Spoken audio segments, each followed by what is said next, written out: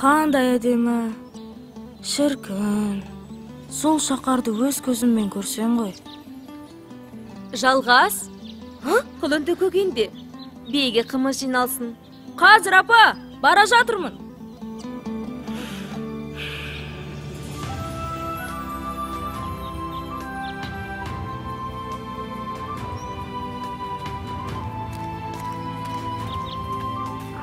Тайбұрыл, жер сені байлайын.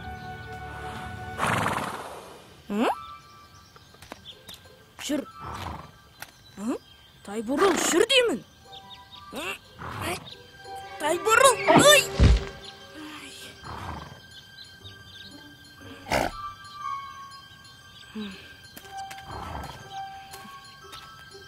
Жүр дедім ғой саған. Ай!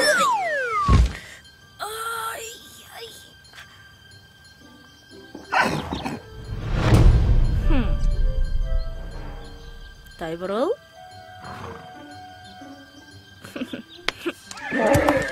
Қалай екен?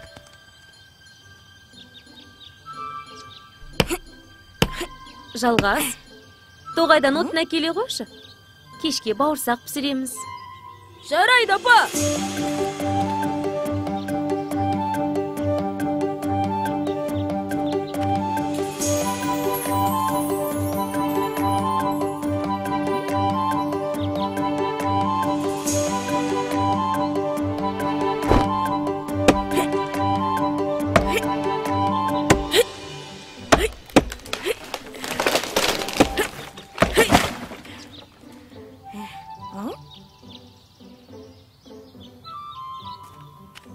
Қазір сені де түсірерміз.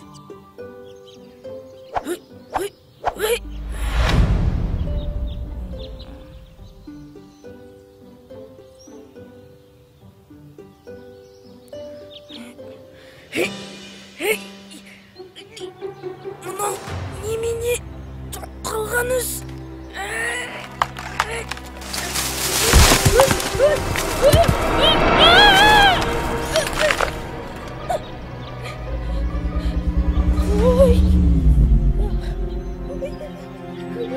Қорқпа, қазір шығарам. Тез тарта қойшы. Арқанды мұқтап ұста. Тез.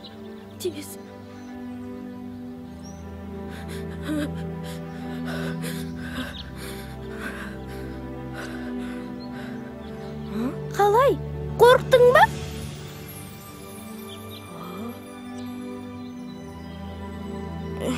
Я, қорқтым. Жоқ. Әрине қорққан жоқпын. Онда жарайсың. Еш жерің ауырмады ма? Бәрі сау. Жарайды, сау болып тұр. Тоқташ. Иә, не болды? Мен саған рахметті айтпаппын ғой. Сен болмағанда рахмет саған. Оқасы жоқ. Әйтеуір аман болсаң болғаны. Сенің атың кім? Тоқжан. Ал менің атым Жалғас. Сен мұнда қайдан жүрсің? Түркістан қаласынан қонаққа келдім. Мына өзен жағасындағы ауылға. Сонда атам тұрады. Рас айтасың ба?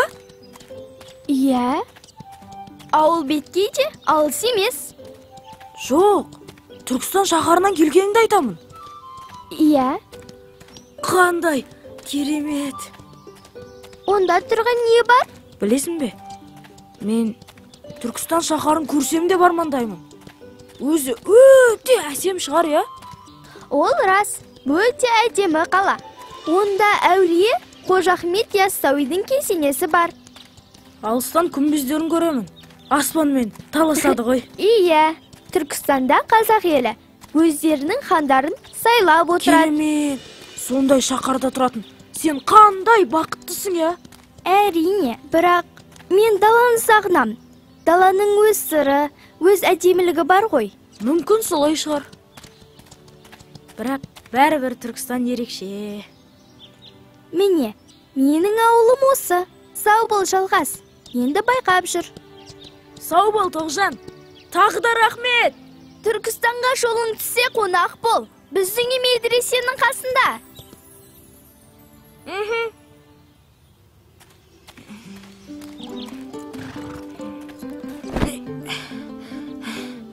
Жалғас, Ы? балам кешіктің ғой. Тез жолға дайындал. Жарайды әке. Қайда барамыз? Тағы жайлауға ма? Түркістан шаһарына. Рас па әке? Иә, балам. Мен дайынмын. Балам, кәсіп түбі нәсіп деген. Сенің де бір кәсіпті меңгеретін кезің келді. Түркістанда менің ұста досым бар. Соның қолына барасың, балам. Әке, Түркістанға әлі ұзақ жүреміз бе? Сүт пісірімдей уақыт. Тездетіп жүрейікші. Жарайды.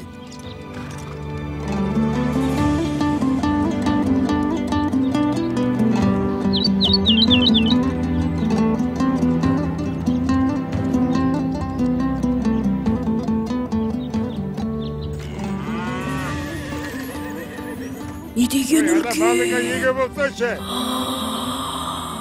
Ой, әрі жүр невеле. Менің малымда нең бар. Келіңдер! Мал аламыздан! Күлем бар! Күлем алыңдар! Күлем!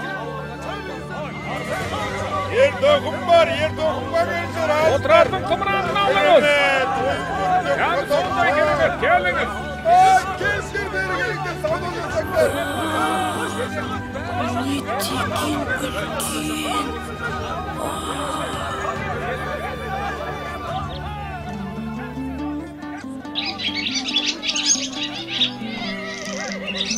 Әке, мына ғимарат қандай үлкен?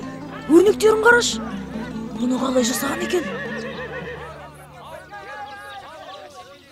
Бұл Ахмет Яссауи кесенесі. Ең мықты шеберлер соққан. Кәсібіңді жақсы меңгерсең, сен де сондай боласың. Демек, Ахмет Яссауи Түркістаннан шыққан ұлы адам болды ғой. Иә, ол кісі Мұхаммед пайғамбардың жасына келген соң, әр қарай жарық дүниеде жүруді жөн көрмей, жер астындағы қылу өтке түсіп, қалған өмірін сонда өткізген. Көпшілікті иманға шақырып, келер ұрпаққа ілім таратқан. Сол үшін де ол әулие атанған. Бұл кесененің тұрғызылуы өз алдына бір тарих. Әйгілі Ақсақ Темір ол кісінің әулиелігін мойындап, басына кесене тұрғызуға бұйрық береді. Алайда құрылысшылар кесене іргетасын қалай бастағанда, бір үлкен көк түсті бұқа келіп, бұқа сондай үлкен болғандықтан ешкімнің шамасы келмейді. Құрылысшылар жұмысын қайта бастағанда, әлгі бұқа қайта келіп тағы қиратады. Халық мұның мәнісін түсінбей бастары қатады. Осы кезде көнекөз қария былай дейді: Бұл келіп жүрген Яссауидің ұстазы Арыстан баптың әруағы. Бұқа кейпінде келгені бізге ашулы болғаны.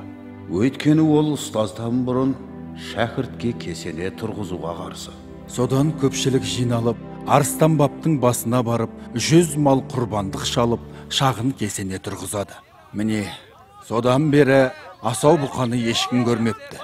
Яссауиге зиярат ету үшін бірінші Арыстан бапқа соғу дәстүрі содан қалған, балам. Ғажап оқиға екен.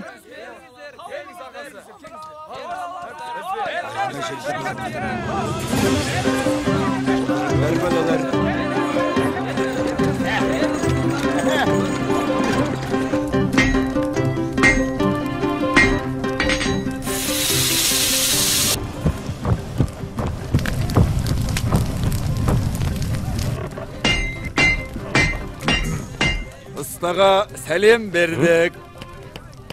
Өңім бе түсін бе? Хош келдің, достым. Амансың ба, бауырым? Ассаламағалейкум, аға. Бағалейкум әссалам. Бұғай бала? Менің тұңғышым, өзіңе әкелдім. Сендей темірден түйін түйген ұста болсын деймін. Бәрекелді. Талабыңа нұр жаусын, балам. Әлі-ақ бәрін үйренерсің.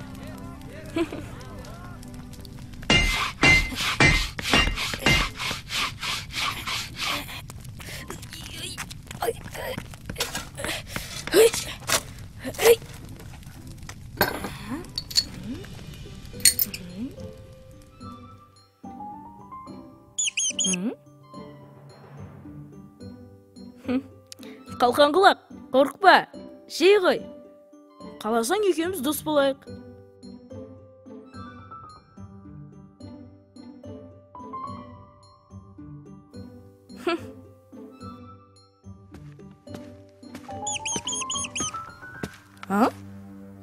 Маған жүзі ерекше өткір жебе керек. Және түсі қара болсын. Жақсы мырза. Көңіліңіз қалағанда етіп жасап береміз. Жалғас, мұнда келші. Қазір. Сен мына мырзаның тапсырысын жасайтын боласың.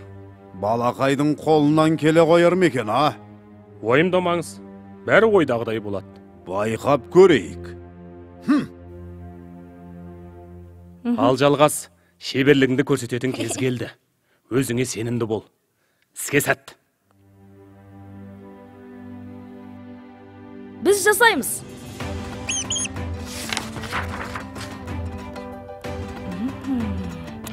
Қазір.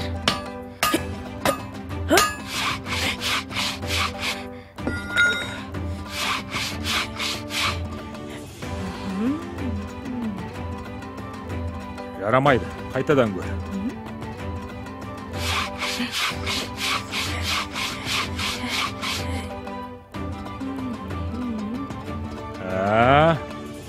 Мынауың дұрыс екен. Мына ағашты мен табайын. Ал мынаны сен таба ғой.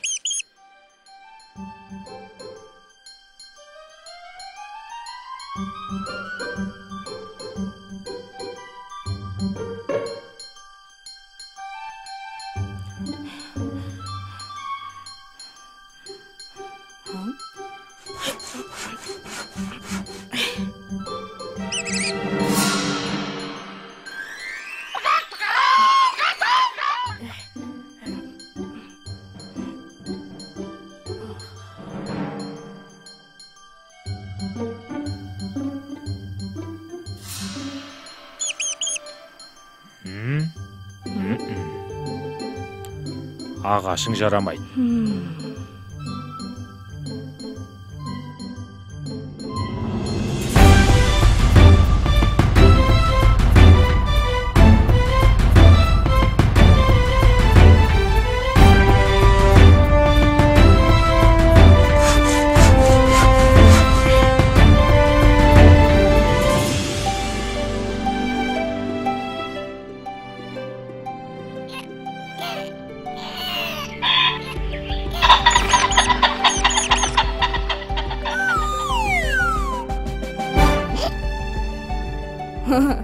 Қалқан құлақ, кет.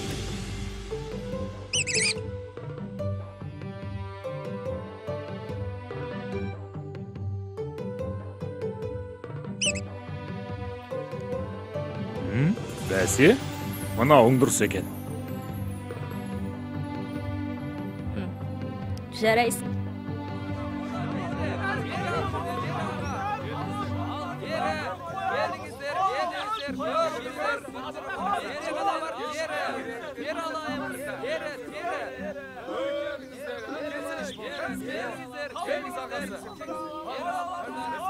Аға, медресеге қалай өтуге болады? Келесі көшемен оңға қарай жүреді. Рахмет аға.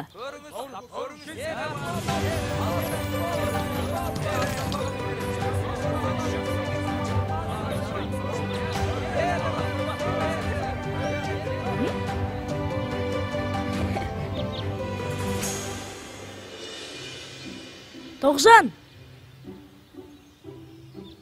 Жалғас? Сенсің бе? Иә, Түркістанға келгеніме біраз болды. Осындағы ұстаханада үйреніп жүрмін. Жақсы болған екен. Өзің не істеп отырсың? Біз ертең үлкен текемет басуға кірісеміз. Мынау сол. Тәуке хан қазақтың ордасын Ташкенттен Түркістанға ауыстырғалы жатыр екен. Осында билер кеңесін өткізіп, 7 жарғы заңын қабылдамақшы. текемет сонда төселеді. Тіпті жақсы. Онда біз Тәуке ханды көреміз ғой. Әрине, билер кеңесіне Төле би, Қазыбек, Әйтеке билер келеді. Қандай керемет! Қазақтың бар мықтылары болады десеңші. Иә, солай. Жалғас, жүр, саған Түркістанды аралатайын. Қонақсың ғой. Оған қуана келсемін. Жалғас, А? қаласаң мен сені кесененің күмбезіне шығарайын. Әрине қалаймын. Ендеше жүр.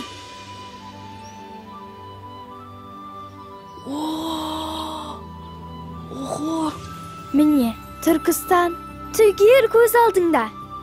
қандай керемет! Қандай ғажап көрініс! Әне, алыстан Қаратау көрінеді. Анау басы Сүйіршіңнің етегінде менің ауылым бар. Бәрі көрінеді екен. Рахмет саған, Тоғжан. Түркістанның көп құпиясын ашып бердің. Бұл шаһардың қызығы әлі біткен жоқ. Келесі жолы тағы көрсетем. Тоғжан, сәрсенбі күні менің өнерім сыналар күн. Сауытты тесетін жебе жасауым керек. Мүмкін сол сынаққа сен де келерсің? Жарайды, келем. Сонан соң алаңға барып, Тәуке хан шақырған жиынды тамашалаймыз. Өте жақсы, келістік.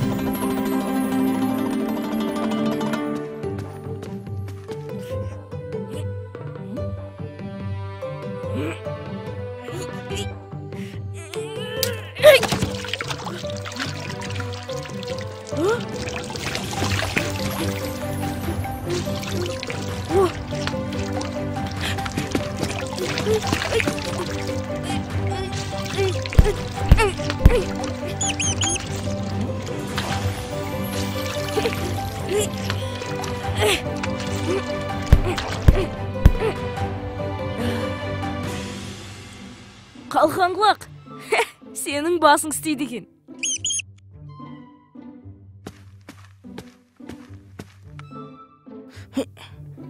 Қазір көреміз. Сенің қолыңнан не келетінін. Қалыңыз. Қане көрейік.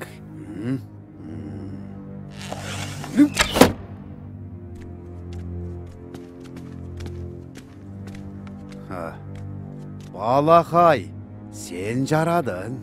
Мен ойлағандай жасапсың. Сіздің көңіліңізден шыққанына қуаныштымын, мырза. Міне, мынау сенің еңбек ақың.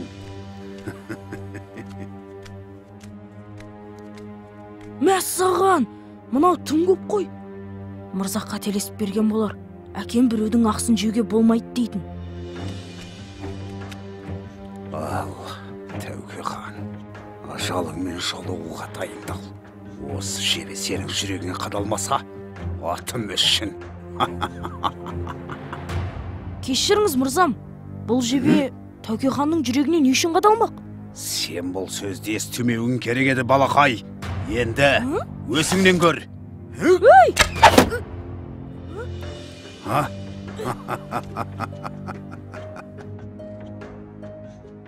Жіберіңіз!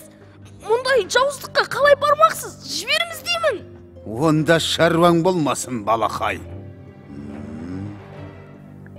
Міне, осылай жебенің ұшын улаймыз. Бұдан Тәуке хан тірі қалмайды. Сол кез әлі есімнен кетпейді. Сен менің ғашығымды алып, мәңгілік жүрегіме жара салдың, Тәуке.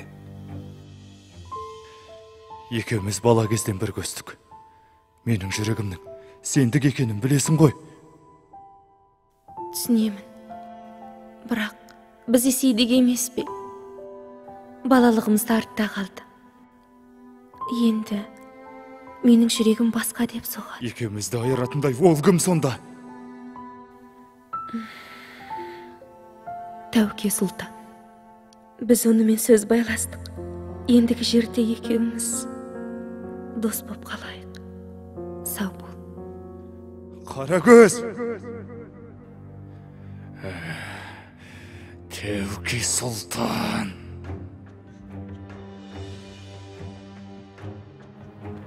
Енді сол үшін жауап беретін кез келді. Балақай, сен жасаған қара жебе бір кәдеге жарайтын болды. Тоғжан, сен бісің? Мұнда қайдан жүрсің? Соңыңнан аңдып келдім. Қазір сені босатам. Сені де ажал айдап келді ме? Мен сені бекер шақырдым. Бәрі менің кесірім. Жебені де бекер жасаппын. Сен оның жаман пейғылын білген жоқсың ғой. Енді қанның жайы қалай болар екен? Бүгін алаңда билер кеңесі өтеді. Қалайда бұл жерден шығып, ханға хабар беруіміз қажет. Не істесек болады? Білмей тұрмын. Арқан мықтап байланыпты. Қалқан құлақ? Сен бісің? Жалғас, сен кімге сөйлеп жатырсың? Қалқан құлаққа. Мына тышқанды айтамын. Бұл менің досым. Адамның тышқанмен дос болған көрмеген екем. Жарайсың, қалқан құлақ. Сен нағыз доссың. Досың ақылды екен.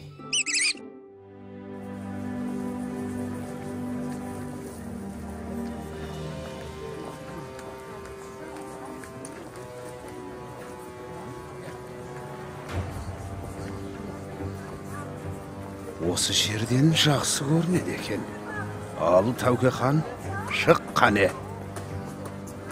Қазақтың қаны аз Тәуке келді. Енді сенің кезегің қара жебе. Тек, менімше ол жауыз алаңға бару керек. Тәуке хан сол жерден табады.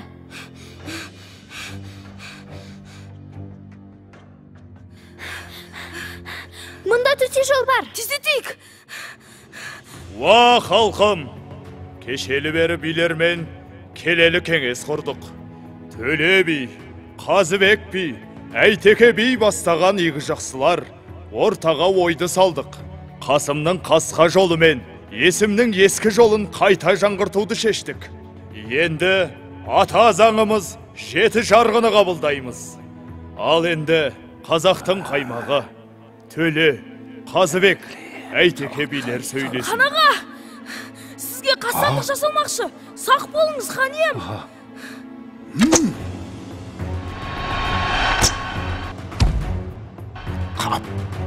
Тәй, ханды қорғаңдар.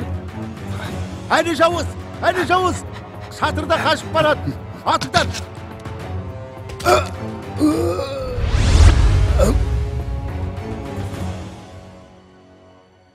Жарайсыңдар, балалар. Сендер нағыз батырға лайық ерлік көрсеттіңдер. Жау жоқ деме, жар астында деген осы. Сендердей бала өсіріп тәрбиелеген ата-аналарыңа мың алғыс. Сендердей ұландары барда, қазақ елінің болашағы жарқын екеніне сенемін.